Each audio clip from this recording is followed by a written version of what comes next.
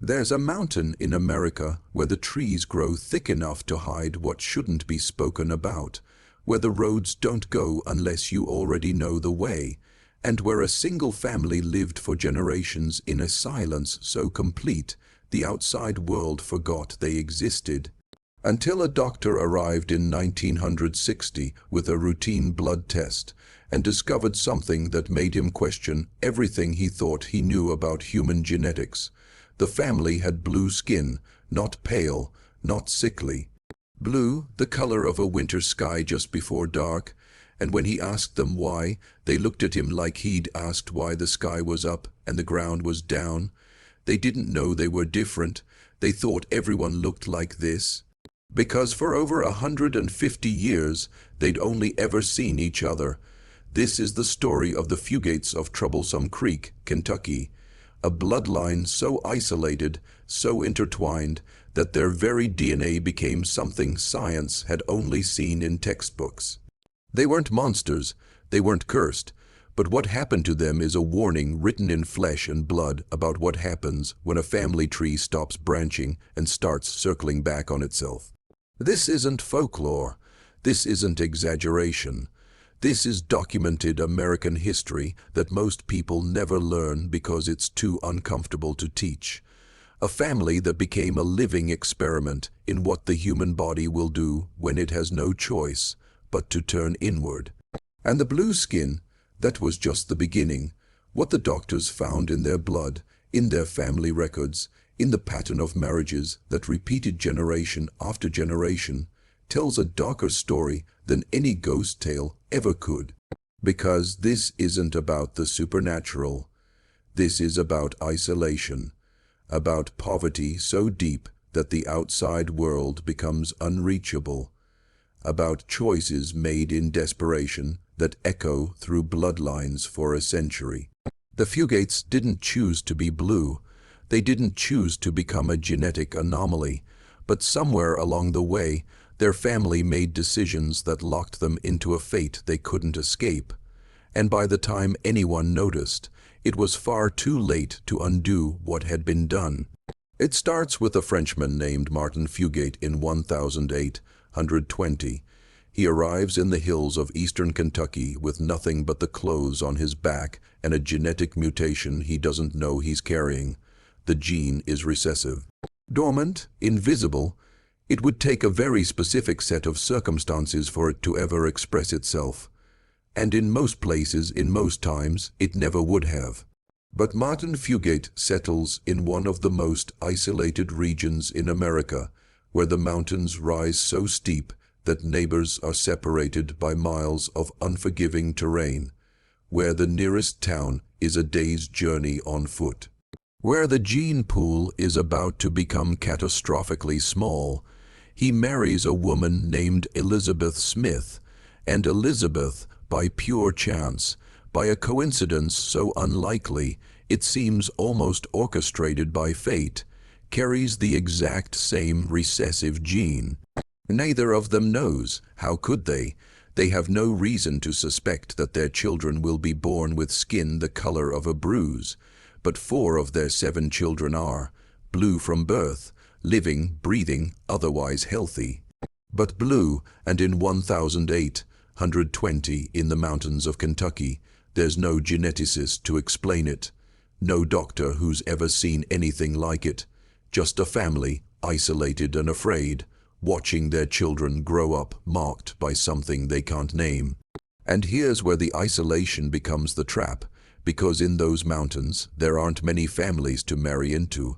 The Fugates stay in Troublesome Creek, their children grow up, and when it comes time to marry, they marry the people nearby, which means they marry other Fugates, or they marry into the small handful of families in the surrounding valleys, the Smiths, the Richies, the Stacys, families that, unbeknownst to anyone, are also carrying that same recessive gene, passed down through Elizabeth's line, spreading quietly through the limited population like a secret written in invisible ink.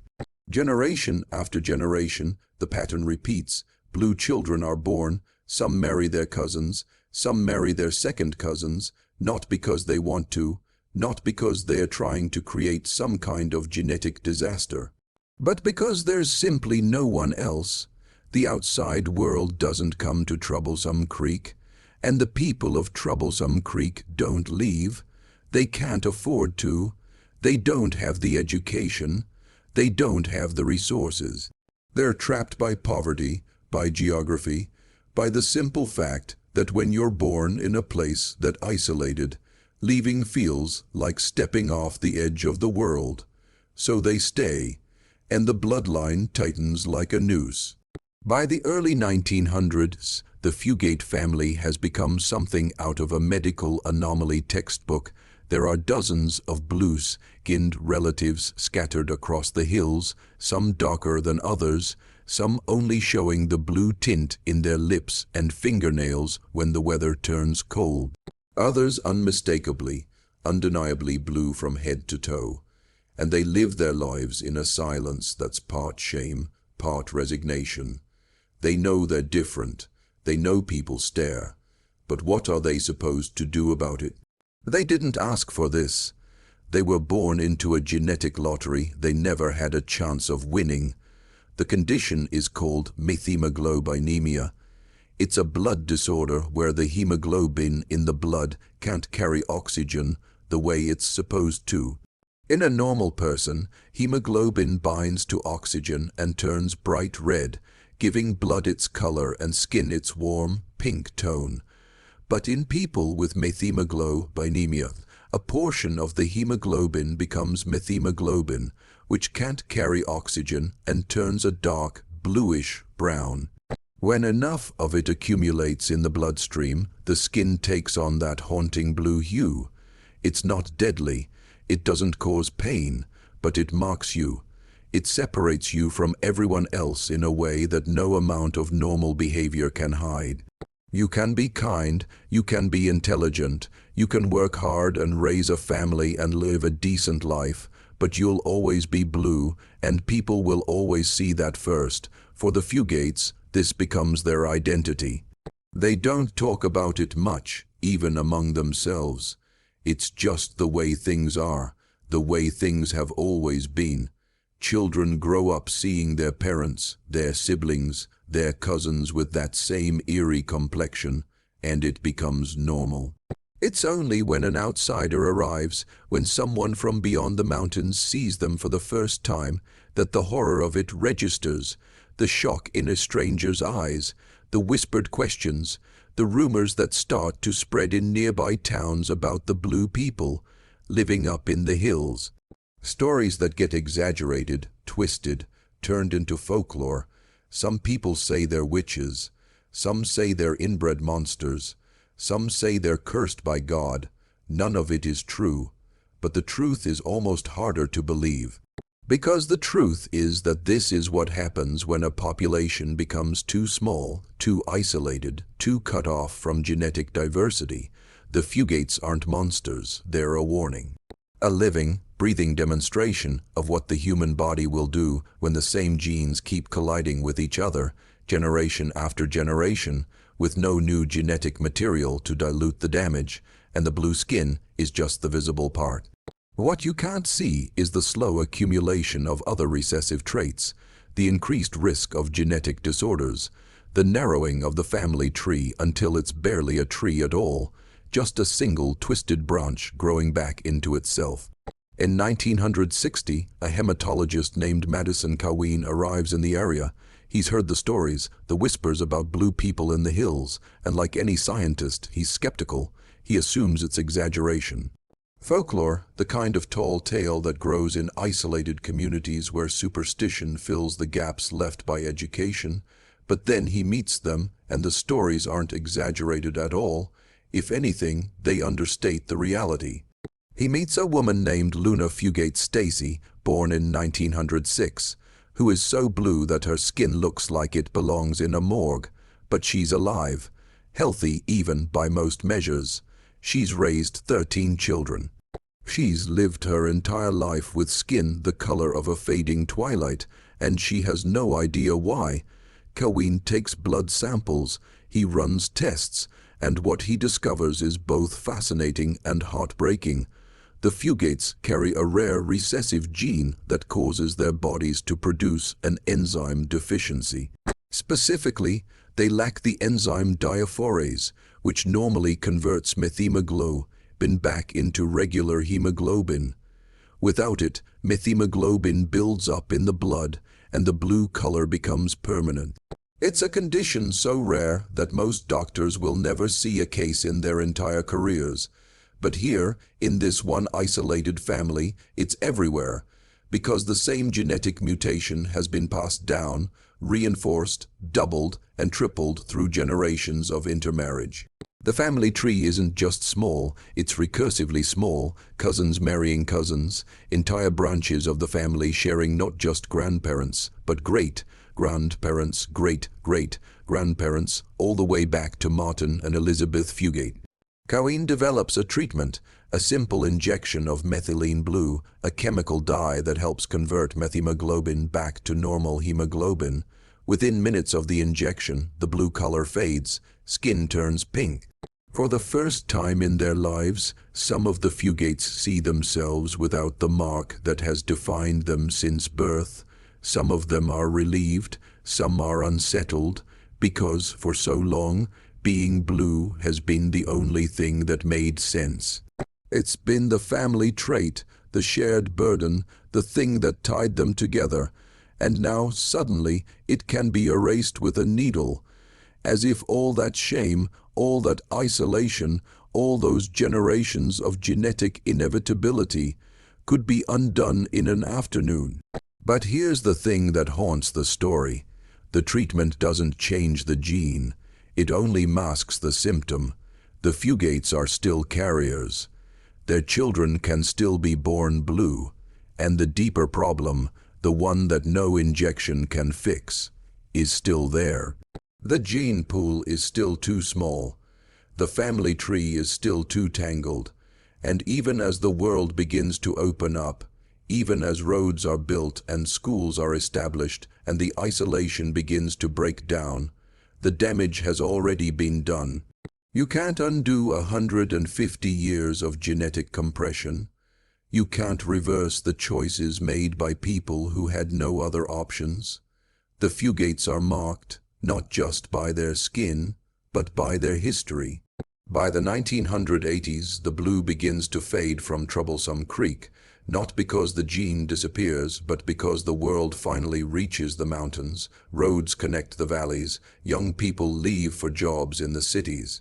The Fugates begin marrying outside the family, outside the community, bringing in new genetic material that dilutes the recessive trait. The blue children become rarer, then rare, then almost unheard of. The last known blue Fugate, Benjamin Stacy, is born in 1975. His skin is a dark navy blue at birth. The doctors panic. They assume heart failure, oxygen deprivation, something catastrophically wrong. But within weeks, as his blood adjusts, the color fades to a faint purple tint that only shows when he's cold or upset. By the time he's a teenager, you'd never know. He looks like anyone else. And that should be the happy ending. The family escapes the genetic trap, the isolation breaks, the curse, if you want to call it that, is lifted. But the story doesn't end clean, because the Fugates aren't just a medical curiosity. They're a case study in what poverty and isolation do to people. They didn't choose to live on that mountain. They didn't choose to marry their cousins. They were trapped by circumstances most of us will never have to face. No money, no education, no way out. And when you're trapped like that, when survival is the only goal, genetic diversity becomes a luxury you can't afford.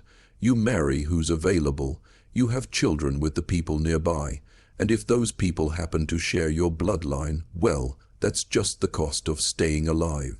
The real horror of the Fugate story isn't the blue skin, it's the invisibility. For over a century, they lived in one of the wealthiest nations on Earth, and no one came to help. No government program, no social outreach, no one checking to see if the people in those mountains had access to medicine, to education, to the basic resources that might have given them a choice. They were forgotten. And in that forgetting, they became trapped in a genetic spiral that could have been prevented if anyone had cared enough to notice. The blue skin was just the most visible symptom of a much deeper neglect. If you're still watching, you're already braver than most. Tell us in the comments, what would you have done if this was your bloodline? Would you have left, knowing you might never see your family again? Or would you have stayed, accepting the consequences written into your DNA?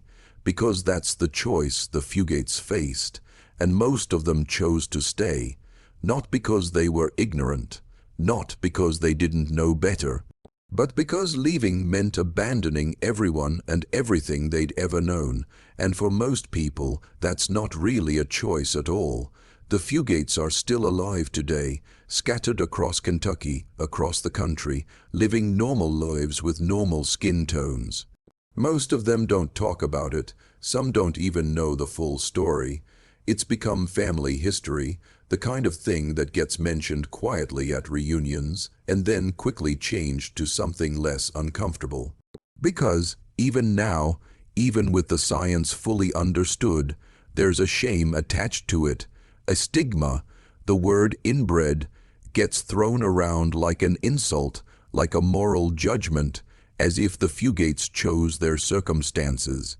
As if poverty and isolation were personal failures instead of systemic abandonment. But the legacy remains, not just in the bloodline, but in what the story reveals about America itself, because the Fugates aren't unique. They're just the most visible example of something that happened all over Appalachia, all over rural America, in places where geography and economics created islands of genetic isolation. There are other families with other conditions, other mountains with other secrets, families with higher rates of deafness, blindness, skeletal disorders, cognitive disabilities, all because the gene pool became too shallow and the outside world never intervened. The Fugates got attention because their condition was visually striking. Blue skin makes headlines, but the thousands of other families suffering in silence, dealing with invisible genetic consequences, they never got a doctor like Madison Cawein. They never got a cure, they just lived with it and died with it. And here's the part that should make you uncomfortable. This isn't ancient history. This isn't something that happened in the 1800s and then got fixed. There are still isolated communities in America right now, today, where the gene pool is dangerously small, where poverty keeps people trapped, where the lack of education, healthcare, and economic opportunity creates the exact same conditions that gave us the blue Fugates. We know it's happening, we know what the consequences are, and we're still not doing anything about it, because it's easier to turn these stories into curiosities, into strange medical mysteries that we can watch on YouTube and then forget about. It's harder to confront the fact that we live in a country that allows this level of isolation and neglect to continue. The Fugates were not victims of their own choices. They were victims of geography, of poverty, of a system that decided some people weren't worth reaching. And the blue skin was just the evidence that we couldn't ignore. It was the proof, written in flesh, that something had gone very, very wrong. But we treated it like a freak show instead of a failure. We turned it into folklore instead of facing the systemic rot that created it. And now, decades later, the blue has faded, but the conditions that caused it are still there, in different families, in different mountains. Waiting for the next genetic time bomb to go off, there's a photograph of Luna Fugate Stacy from 1982. She's sitting on a porch in a wooden chair, her hands folded in her lap, looking directly at the camera. Her skin is still faintly blue, even in old age, but what strikes you isn't the color, it's her eyes. There's no shame in them, no embarrassment, just a quiet defiance, a look that says, I survived, I raised my children, I lived my life. She didn't ask to be born blue. She didn't ask to become a medical case study. but she refused to be reduced to her condition. She was a mother, a wife, a person, and the fact that the world only remembers her for the color of her skin is the final insult in a lifetime of being misunderstood. The Fugate story forces us to ask uncomfortable questions. What do we owe to the isolated, to the forgotten, to the people living in corners of this country that the rest of us have decided aren't worth the effort to reach? Because the mountains of Kentucky aren't empty, there are still families there, still people living in poverty so deep that the outside world feels like a different planet. And some of them are still marrying within dangerously small gene pools because there's no infrastructure, no opportunity, no reason for anyone new to move in or for anyone local to leave. The conditions haven't changed. We've just stopped paying attention. Martin Fugate arrived in America with a dream of starting fresh, of building something in a new world where the old rules didn't apply, and in a way, he did. He built a family, a legacy, but that legacy became a trap because the new world he found was just as isolating, just as unforgiving as the old one. The mountains gave him land but took away his future. They gave him privacy but stole his family's genetic diversity. And by the time anyone realized what was happening, the damage was already generational, irreversible. The blue Fugates are gone now. The last of them have faded into normalcy, their children and grandchildren blending into the population with no visible mark of what their ancestors endured. But the story remains, not as a curiosity, not as a weird piece of American trivia, but as a warning about what happens when we forget people, when we let geography become destiny, when we allow poverty to create genetic dead ends. The Fugates didn't need to be blue. They needed roads. They needed schools. They needed a government that gave a damn about the people living in the places that didn't show up on maps. And they never got it. So the next time you hear about isolated communities, about rural poverty, about families trapped in cycles they can't escape, remember the Fugates. Remember that isolation isn't just economic or social. It's biological, it's written into the body, and it doesn't fade just because we stop looking at it. The blue was always just the surface. Underneath was a deeper truth about what America does to the people it forgets. And that truth is still blue, still cold, still waiting in the mountains for the next family that no one will bother to save.